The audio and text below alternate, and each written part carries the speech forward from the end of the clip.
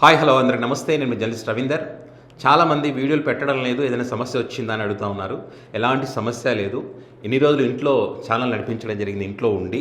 So ఇప్పుడు హైదరాబాద్లో ఒక ఆఫీస్ ఏర్పాటు చేసుకోవడం జరిగింది.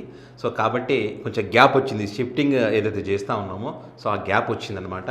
సో ఇక మీదట వీడియోలు కూడా కంటిన్యూ ఉంటాయి. ఈ గ్యాప్లో మంచి మంచి కంటెంట్ కూడా మిస్ అయ్యామని చెప్పి చాలామంది చెప్తా ఉన్నారు. సో ఈ గ్యాప్ వచ్చిన క్రమంలో చాలామంది నా గురించి ఏమైనా సమస్య వచ్చిందని ఏదైతే అడిగారో నిజంగా వాళ్ళందరికీ రుణపడి ఉంటాను. ఎందుకంటే నాకు ఏదైనా ఇబ్బంది వచ్చిందేమో అందుకే ఆపేస్తారని చెప్పి కనుక్కునే ప్రయత్నం చేసినందుకు వారికి నిజంగా ధన్యవాదాలు. సో టాపిక్ ఏంటంటే మన ఆంధ్రప్రదేశ్ ముఖ్యమంత్రి డిప్యూటీ సీఎం పవన్ కళ్యాణ్ గారి గురించి. ఏదైతే ఆయన కొన్ని తెలంగాణ రాష్ట్రానికి వచ్చి ప్రెస్ మీట్ పెట్టి ఏదైతే మాట్లాడారో ఆ మాటలకు సంబంధించి కొన్ని వీడియోలు అంటే చరిత్ర తవ్వి బయటికి తీశారు. తెలంగాణ రాష్ట్ర ప్రజలు, సోషల్ మీడియాలో ఉన్నటువంటి కొంతమంది బాధ్యత కలిగినటువంటి వ్యక్తులు వారి వేదికగా, సార్ మీరు మాట్లాడేదానికి వీటికి ఎక్కడైనా పొంతన ఉందా, ఇదిగో మీరు ఈ మాట అన్నారు కదా, దీనికి ఆన్సర్ ఇది చూడండి, దీనికి ఆన్సర్ ఇవ్వండి దమ్ము ఉంటే అని చెప్పి ఆ చరిత్ర మొత్తం తీసి గంటల్లోనే బయట పెట్టడం జరిగింది. సో ఇక్కడ ఏంటంటే తెలంగాణ రాష్ట్ర ప్రజలు, జర్నలిస్టులు, మేధావులు చాలామంది చెప్తున్న మాట ఒక్కటే, మీరు ఆంధ్రప్రదేశ్లో జగన్మోహన్ రెడ్డి గారిని తిట్టిన, వైసీపీ నా కొడకల్లరా అన్న, చెప్పులు చూపించిన, ఫేక్ ప్రచారాలు చేసి అధికారంలోకి వచ్చిన, జగన్ గారు అధికారంలో ఉన్నా ప్రతిపక్షంలో ఉన్నా మీరు జగన్ గారిని టార్గెట్ చేసి తిట్టిన, మీ జన సైనికులతో రకరకాలుగా మాట్లాడిపించిన, ఏమన్నా కూడా వైఎస్ జగన్మోహన్ రెడ్డి గారు సైలెంట్గానే ఉన్నారు. అది ఆయన మంచితనం అయి ఉండవచ్చు. కానీ తెలంగాణ రాష్ట్రం జోలికి వస్తే, తెలంగాణ రాష్ట్ర ప్రజల ఆస్తుల జోలికి వస్తే, తెలంగాణ అస్తిత్వాన్ని దెబ్బతీయాలని చూస్తే ఇక్కడ తెలంగాణ రాష్ట్ర ప్రజలు మాత్రం ఊరికే ఉండే ప్రసక్తి లేదు. మీరు అన్నారు కదా మీ అయ్య జాగిరా మీ ఎస్, ఇది తెలంగాణ ప్రజల జాగీరే. ఇక్కడ అక్కడ మాట్లాడినట్టు ఇక్కడ మాట్లాడతాం, ఎగురుతాం, గంతులేస్తాం, అరుస్తాం, కొడకల్లారా అంటాం, చెప్పులు చూపిస్తామంటే ఇక్కడ కుదరదు అని చెప్పి ఖరాఖండిగా పవన్ కళ్యాణ్ గారి చరిత్ర మొత్తం తీసి బయట పెట్టడం జరిగింది. సో ఇప్పుడు ఈయన ఏదైతే తెలంగాణ రాష్ట్రంలో వచ్చి మాట్లాడారో గద్దర్ గారి గురించి, గద్దర్ గారికి నేను కారు ఇప్పించినప్పుడు మీరంతా ఏడున్నారు అని చెప్పి ఈయన మాట్లాడుతూ ఉన్నారు. ఈయన మాట్లాడిన మాటలకు వీళ్ళ ఆన్సర్, అద్భుతమైనటువంటి ఆన్సర్. 1997 ఏప్రిల్ 7న గద్దర్ గారి పైన దాడి జరిగింది. 5 బుల్లెట్లు శరీరంలో దూసుకుపోయినాయి. సో దీనికి సంబంధించి మీరంతా ఎక్కడ ఉన్నారు గద్దర్ గారి పైన కాల్పులు జరిగినప్పుడు, గద్దర్ గారు నా ఆఫీస్కి వస్తే నేను కారు ఇప్పించాను అని చెప్పి నేను చెప్తా ఉన్నారు. 1997 ఏప్రిల్ 7న కాల్పులు జరిగితే, ఆయన మీద దాడి జరిగితే, అంటే మీరు పార్టీ పెట్టినప్పుడు 2014 మార్చిలో పార్టీ పెట్టారు. మీ ఆఫీస్కి వస్తే మీరు మాట్లాడితే కారు ఇచ్చాను, 70 లక్షల కారం ఇచ్చానని చెప్తా ఉన్నారు. 1997 నుంచి మీరు పార్టీ పెట్టి కారు ఇచ్చేదాకా మరి ఆ బుల్లెట్ గాయంతో మరి ఆయన కారు ఎక్కకుండా, కారు తిరగకుండానే ఉన్నారా? మీరు కారు ఇస్తారని చెప్పి వెయిట్ చేశారా? మీరు రాకముందే, మీరు పార్టీ పెట్టకముందే, మీరు ఏదైతే కారు ఇచ్చారని చెప్తున్నారో ఇది జరగకముందే గద్దర్ గారికి కారు ఉంది, కారులో తిరిగారు. ప్రత్యక్ష సాక్షులు చెబుతున్నటువంటి వాస్తవాలు ఇవి, వాళ్ళ ఇంటి పక్కన ఉన్నటువంటి వ్యక్తులు చెబుతున్నటువంటి వాస్తవాలు ఇవి. నవ్వుకుంటున్నారు. నిజంగానే మీరు సహాయం చేసి ఉంటే, ఆయన మీద అభిమానంతో మీరు చేసి ఉంటే కనుక ఈ మాట అనకుండా ఉండాల్సింది. మరి ఇదే కాకుండా కొండగట్టు ఆంజనేయ స్వామి కూడా నేను డబ్బులు ఇచ్చానంటారు. దేవుడు లేదు, మనిషి లేదు, మీరు సహాయం చేస్తే బయటకు చెప్పుకోకూడదు. ఎందుకు చెప్పుకుంటున్నారు? మా దేవుడు చెప్పుకోడు అంటారు. మరి ఇట్లెట్లా చెప్తారు అబద్ధాలు?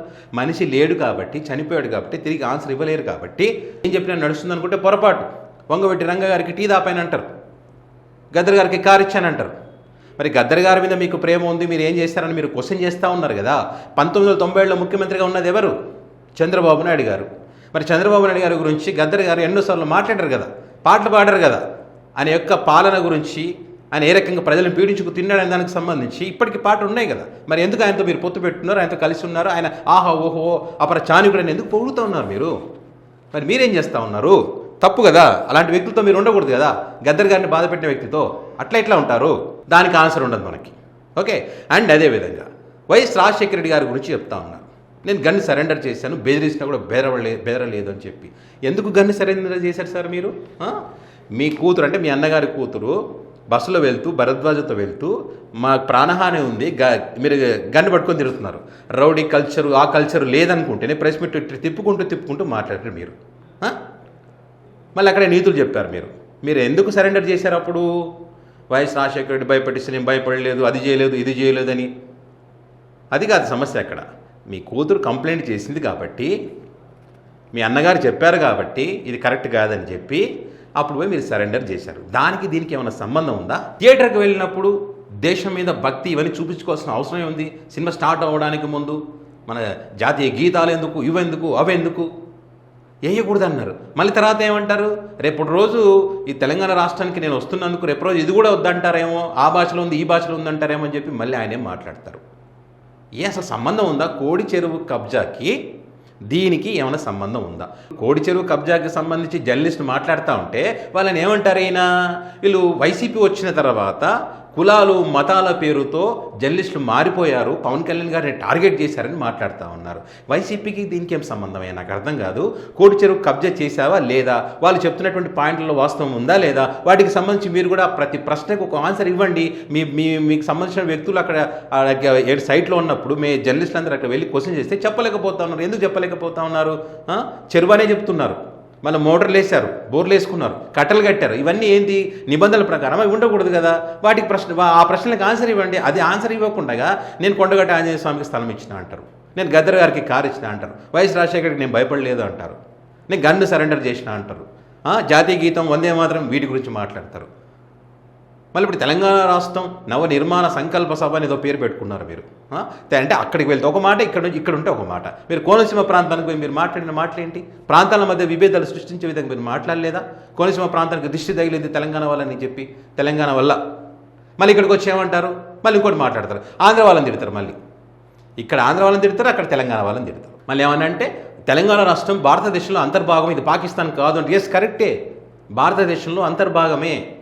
మరి మీరు ఏదైతే చెప్తా ఉన్నారో, మీకు ఏదైతే వర్తిస్తుందని మీరు చెప్తా ఉన్నారో, నేను ప్రశ్నిస్తా మాట్లాడతాను మీరు ఏదైతే అంటా ఉన్నారో, ఇక్కడ వీళ్ళకు కూడా అదే వర్తిస్తుంది. తెలంగాణ రాష్ట్ర ప్రజలకు, జర్నలిస్టులకు, మేధావులకు, బాధ్యత కలిగిన వ్యక్తులకు వర్తిస్తుంది. మీరు తప్పు చేస్తే క్వశ్చన్ చేస్తారు, చెయ్యొద్దంటే ఎట్లా?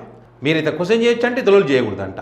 మీకు ఇష్టం మీదేమో తెలంగాణ అంటే వాళ్ళు మాట్లాడితే పాకిస్తాన్ అంట. అంటే మీరు అధికారంలో లేనప్పుడు ఇష్టం వచ్చినట్టుగా మాట్లాడేసి అధికారంలోకి వచ్చిన తర్వాత మాది తప్పు చేసుకుంటే అంతా మాది రైట్ అంటే కుదరదు. ఇక్కడ ముఖ్యంగా తెలంగాణ రాష్ట్రంలో అది అసలే నడవదు. అందరు క్షమాపణ చెప్పాలి. ఎందుకు క్షమాపణ చెప్తారు సార్?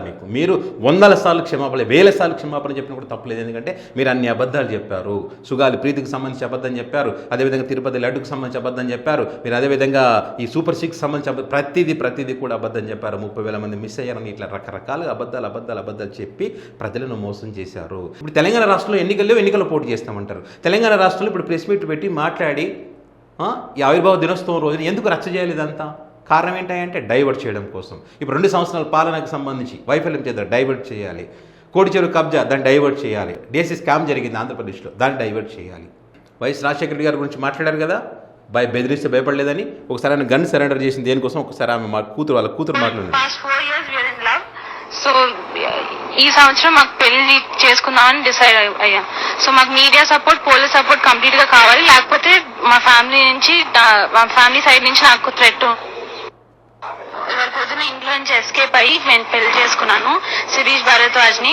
నాకు 19 years, తనకి 22 years. మేమిద్దరం మేజర్స్ కాబట్టి మనకు పెళ్లి చేసుకునే రైట్ ఉంది. ఆర్య సమాజ్ లో ఇవాళ పొద్దున్న పెళ్లి జరిగింది. past 4 years we are in love.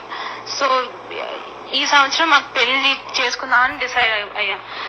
So మాకు media support, police support complete గా కావాలి, లేకపోతే మా ఫ్యామిలీ సైడ్ నుంచి నాకు థ్రెట్. ఇది విషయం. ఫ్యామిలీ సైడ్ నుంచి థ్రెట్ ఉందని చెప్పి ఆమె కంప్లైంట్ ఇచ్చిన తర్వాత పవన్ కళ్యాణ్ గారిపై మీడియా సమావేశం పెట్టి ఇట్లా గన్ ఇట్లా తిప్పుకుంటూ గుండాలు రౌడీలు అదని చెప్పి ఆయన గన్ తిప్పుకుంటే దాని గురించి లెక్చర్లు ఇచ్చినాడు. ఆయన అప్పుడు పోలీసులు టైం వేస్ట్ చేయకుండా ఎక్కడన్నా వచ్చి మీరు ఇక్కడ ఉండి హ్యాపీగా బతకండి అది అని చెప్పి డైలాగులు మాట్లాడారు. అలాంటప్పుడు గన్నులు పట్టుకుని తిరగడం ఎందుకయ్యా? భయభ్రాంతులకు గురి చేయడం కాదా అది? అసలు జరిగిన వాస్తవం అసలు ఆ రోజు అక్కడ జరిగింది వేరు, ఈరోజు మాట్లాడుతున్నది వేరు. అంటే అందరూ మర్చిపోయారు అనుకుంటున్నారు. ఆయనలాగా ఎవ్వరు ఏది మర్చిపోరు, అందరికీ గుర్తుంటే సార్. ఏమన్నా అంటే నన్ను ప్రశ్నించకూడదు ఎవరు, నేను మాత్రమే ప్రశ్నించాలి, నేను మాత్రమే తిట్టాలి, నా ఫ్యాన్స్ మాత్రమే రెచ్చిపోయి మాట్లాడాలి, మీరు ఎవరు మాట్లాడకూడదని అంటారు వాళ్ళు. ఇది విషయం.